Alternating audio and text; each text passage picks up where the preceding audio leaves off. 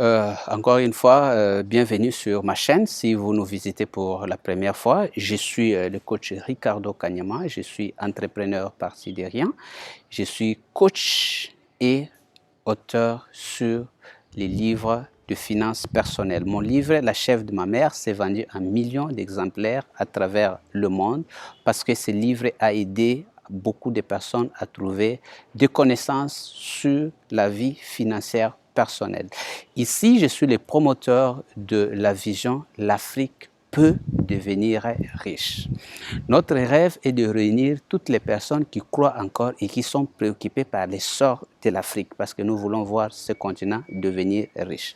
Aujourd'hui, je vais vous parler d'un sujet que j'ai intitulé « Pourquoi ton fils qui étudie dans les écoles les plus prestigieuses du pays, qui ira même étudier à l'étranger, deviendra le futur employé de l'Asiatique qui n'a pas plus qu'un diplôme secondaire ?»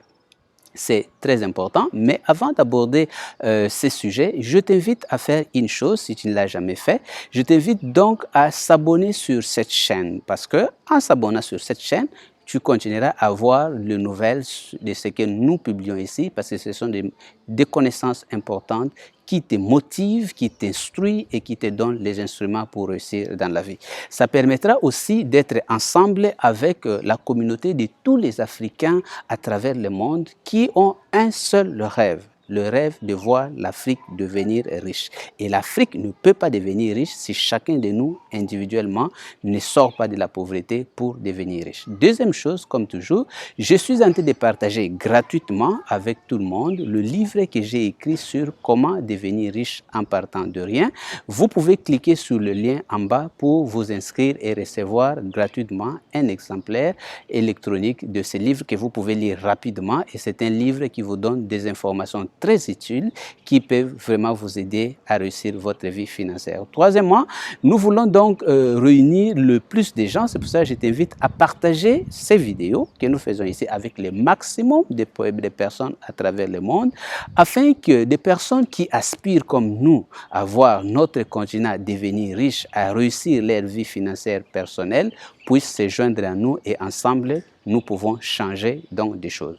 Comme j'ai annoncé, aujourd'hui, je vais parler d'un thème. Ça paraît une blague, mais c'est la vérité.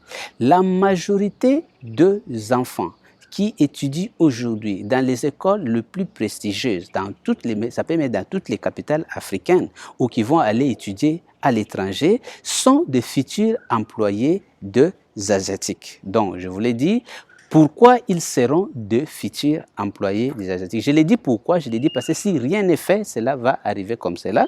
Mais si nous prenons conscience assez tôt, nous pouvons donc éviter que ce n'est pas mauvais d'être employé d'un Asiatique ou de n'importe qui, mais nous voulons aussi que parmi nous, nos enfants puissent avoir ou puissent connaître ce qui a fait que ces Asiatiques aujourd'hui commencent à devenir des nouveaux patrons qui viennent nous donner des emplois en Afrique. Pourquoi? Parce qu'aujourd'hui, nous sommes devant un paradoxe. Aujourd'hui, c'est connu que l'Afrique n'a pas de capitaux, donc l'Afrique ne peut pas, avec la croissance démographique actuelle, donner les emplois à toutes les personnes qui ont été formées dans nos écoles.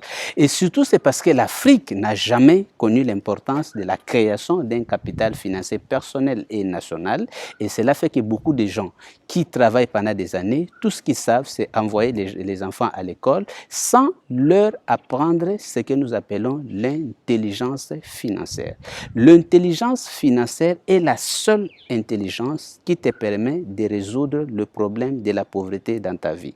De même que tu ne peux pas résoudre les problèmes mécaniques de ta voiture avec l'intelligence, prenons l'intelligence médicale, de même que tu ne peux pas résoudre les problèmes de santé avec l'intelligence mathématique, tu ne peux pas résoudre le problème de la pauvreté uniquement avec l'intelligence professionnelle ou l'intelligence académique. La preuve, regardez par vous-même, des millions de gens qui ont étudié, ont travaillé toute la vie et très peu sortent même du stade de la dépendance, nombreux restent pauvres. Pourquoi? Parce qu'il y avait une intelligence qui avait manqué, que nous appelons l'intelligence financière. Il y a un processus d'apprentissage que nous appelons l'apprentissage professionnel. C'est un processus par lequel un individu acquiert un savoir, un savoir-faire et un savoir-être dans un domaine précis.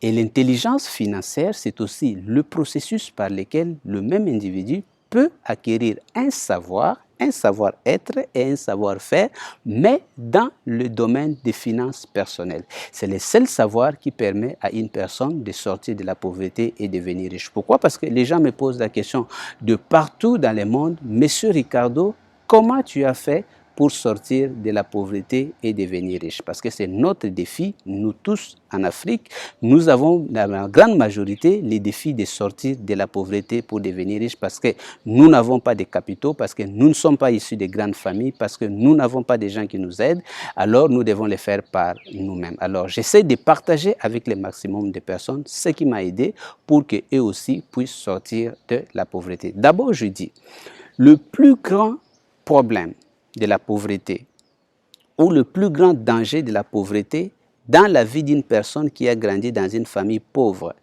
c'est d'arriver à croire qu'on ne peut plus sortir de la pauvreté. Moi-même, je sais combien on peut vivre le désespoir devant les limitations qui existent. Mais j'ai appris un secret. Le secret, c'est d'utiliser la pauvreté comme quelque chose qui te motive, qui te pousse à t'acharner, à travailler plus que 8 heures par jour, à entreprendre, à persévérer, à étudier, à trouver des solutions et à devenir riche. Donc, vous avez le choix. Soit vous utilisez la pauvreté dans votre vie comme une raison pour croire qu'on ne peut pas devenir riche, alors vous resterez pauvre. Soit vous utilisez la pauvreté comme raison pour s'acharner et trouver la solution, pour suivre des vidéos comme celle-ci, pour lire des livres comme des livres que je suis en train de partager avec vous, pour suivre des formations partout et essayer d'acquérir une intelligence qui vous aide à sortir de la pauvreté.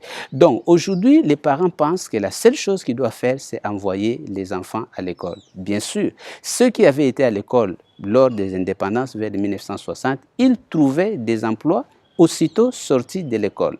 Ils sont en train de mourir aujourd'hui, ils ont fait carrière, mais aujourd'hui, ce n'est pas évident que le seul fait d'avoir un diplôme t'ouvrira la porte à un grand emploi. Et même les emplois aujourd'hui sont très précaires. Beaucoup de professions sont en train de disparaître. Ce n'est pas une sécurité que parce que tu as un emploi, que tu pourras le tenir toute la vie, ou bien tu vas léguer cet emploi à tes enfants. Donc, l'intelligence financière est importante. Nous tous, cadres, employés, agents, nous devons nous mobiliser, nous devons nous réveiller pour pouvoir nous approprier de l'intelligence financière pour sortir de la pauvreté. Donc, c'est une illusion de croire qu'aujourd'hui, si tu éduques tes enfants sans intelligence financière, si tu n'adoptes pas l'intelligence financière aujourd'hui, de croire que tes enfants, donc, parce qu'ils étudient dans les meilleures écoles de la capitale, donc, deviendront riches. Ils risquent de devenir un employé d'un asiatique. Alors, il faut agir pour changer cela. Merci beaucoup.